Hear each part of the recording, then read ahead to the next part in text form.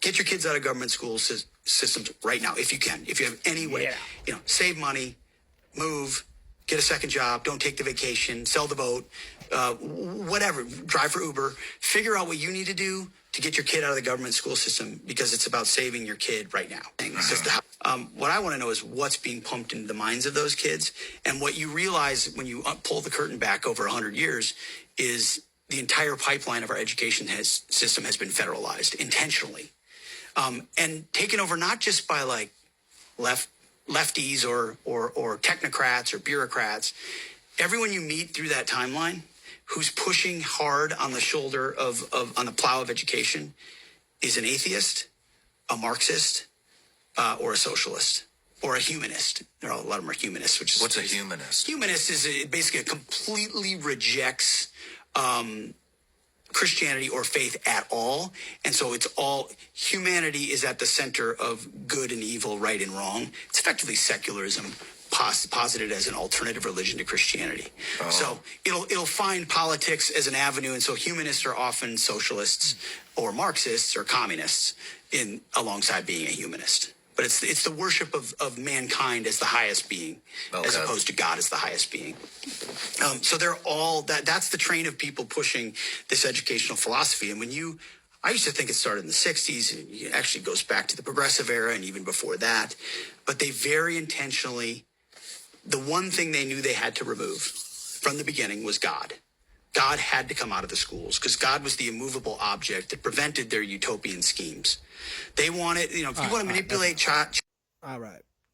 Here's a speech by Ulysses Grant, September 29th, 1875, remarks at the 9th annual meeting of the Army of the Tennessee in Des Moines, Iowa. Des Moines, whatever. You can read this first part. I want to skip ahead a little bit, but pause the read. But he goes on to say, in the statement, no class of people can more heartily join than the soldier who submitted to the dangers, trials, and hardships of the camp and battlefield on whichever side he may have fought. No class of people are more interested in guarding against the recurrence of those days. Let us then begin by guarding against every enemy threatening the perpetuity of a free Republican institutions. I do not bring into this assemblage politics, certainly not partisan politics, but it is a fair subject for our deliberation to consider what may be necessary to secure the prize for which they battled. In a republic like ours, where the citizen is the sovereign and the official the servant, where no power is exercised except by the will of the people, it is important that the sovereign, the people, should possess intelligence.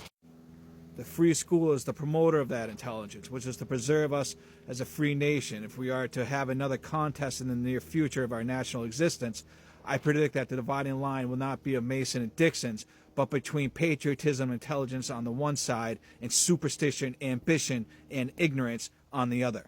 Now, in the centennial year of our national existence, I believe that it is a good time to begin the work of strengthening the foundation of the house commenced by our patriotic forefathers 100 years ago at Concord and Lexington. Let us all labor to add the needful guarantees for the more perfect security of free thought, free speech, and a free press, pure morals, unfettered religious sentiments, and of equal rights and privileges to all men, irrespective of nationality, color, or religion. Encourage free schools and resolve that not $1 of money appropriated to their support, no matter how raised, shall be appropriated to the support of any sectarian school or religious school. Resolve that either the state or nation or both combined shall support institutions of learning sufficient to afford to every child growing up in the land of opportunity of a good common school education unmixed with sectarian, pagan, or atheistical tenets. Leave the matter of religion to the family circle, the church, and the private school supported entirely by private contributions. Keep the church and state forever separate.